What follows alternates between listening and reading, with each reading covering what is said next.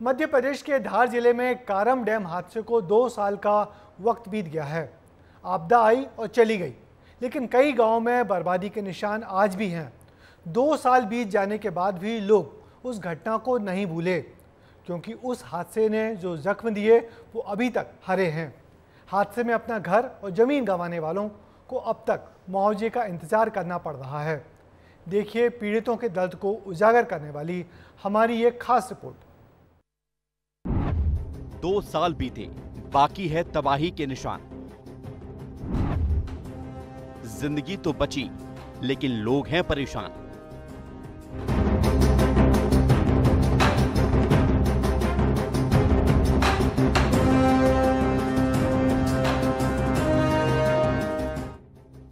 अगस्त 2022 धार जिले की धर्मपुरी में सब कुछ सामान्य था, लेकिन पता चला कि लोगों की बेहतरी के लिए बनाया जा रहा कारम बांध तबाही लेकर आ रहा है।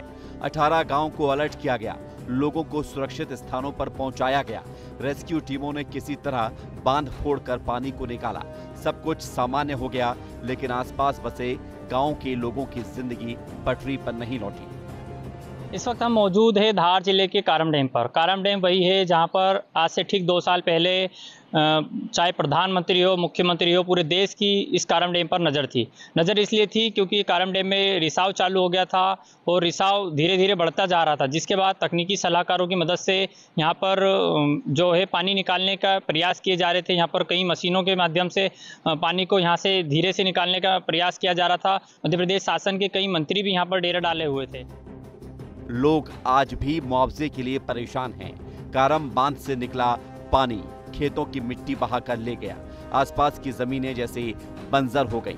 अब खेत में मिट्टी की जगह रेत और पत्थर ही दिखाई देते हैं। किसानों का कहना है कि ना तो उन्हें मुआवजा मिला और ना ही बांध बनाने वाली कंपनी ने उनके खेतों में मिट्टी डाली। अब एक बार फिर इस बांध के निर्माण की बात शुरू हो रही है, लिहाजा किसान विरोध कर रहे हैं। उनका कहना है कि जब तक मुआवजा नहीं मिलेगा, बांध का काम शुरू नहीं होने देंगे। हमारी जमीनें 2 साल से वैसी ही पड़ी है, अभी तक ना कोई मुआवजा दिया गया हमें और ना झूठे झूठे आश्वासन। सभी अधिकारी आके कलेक्टर महोदय जी को भी हमने आवेदन दे चुके हैं, भोपाल भी हम बहुत बार दौड़ के जा चुके और जल संसाधन जी को भी हमने बहुत बार जाके उनसे मिले तो आश्वासन दिया गया बाकी, लेकिन अभी तक हमारी ज़मीनों के कोई कार्रवाई नहीं की गई। अभी की हालत हमारी ये है, जब से डैम फूटा जब से अभी हमारी हालत ये है कि घर के बेघर है, रोजगार भी नहीं है, मजदूरी करके पेट भर रहे हैं और जैसे तैसे बच्चे ना तो यहाँ रहने के हैं। अगर ज़्यादा कमती पानी और आ जाए तो हम तो यहाँ से बहने के चक्कर। सब डैम फूटने के कारण जो हमारा नुकसान हुआ उसको अभी तक भरपाई नहीं हुई है और जो हमारी उपजाऊ मिट्टी बही है उसके लिए जिला प्रशासन ने जिम्मेदारी ली तो अभी तक कोई एक्शन नहीं लिया है। मुसीबत सिर्फ इतनी ही नहीं है, जब ये आपदा आई तो पूरा जीवन तहस नहस कर गई। तबाही के 2 साल, लोग घर गृहस्थी छोड़कर भाग गए। पहाड़ियों पर रहने को लोग मजबूर हुए। गाय भैंस पानी के बहाव में बह गए। कई गांवों में बाढ़ ने तबाही मचाई, घरों और गृहस्थी के सामान को नुकसान पहुंचाया। 2 साल बीत चुके हैं, लेकिन लोग परेशान हैं। लोग पहाड़ों पर सुरक्षित आशियाना बनाकर रहने को मजबूर हैं, जहां ना बिजली है, ना पानी है और ना ही सड़क की सुविधा है। और जो पहाड़ पे बसे हुए हैं, बिजली पानी की कुछ समस्या, मतलब बहुत सारी समस्या से लड़ाई लड़ रहे हैं।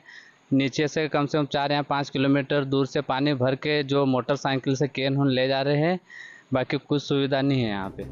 इधर मासूम बच्चे भी इस आपदा का शिकार हुए।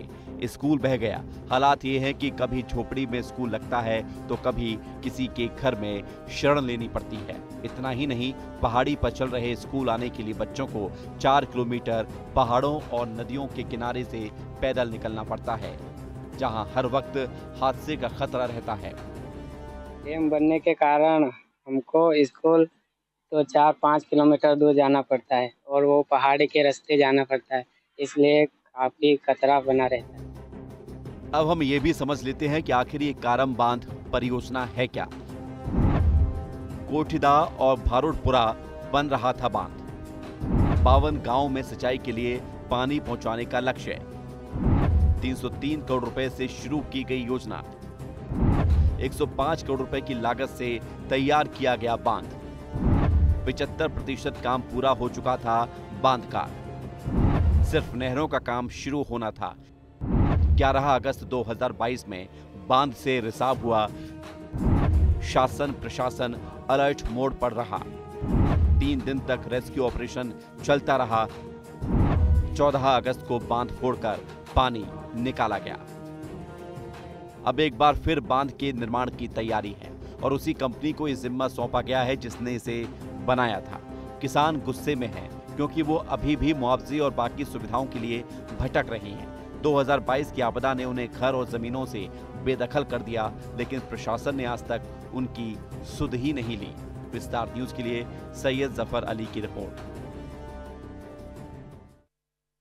तो देखा आपने कारम बांध से प्रभावित लोग किस हाल में जीने को मजबूर हैं।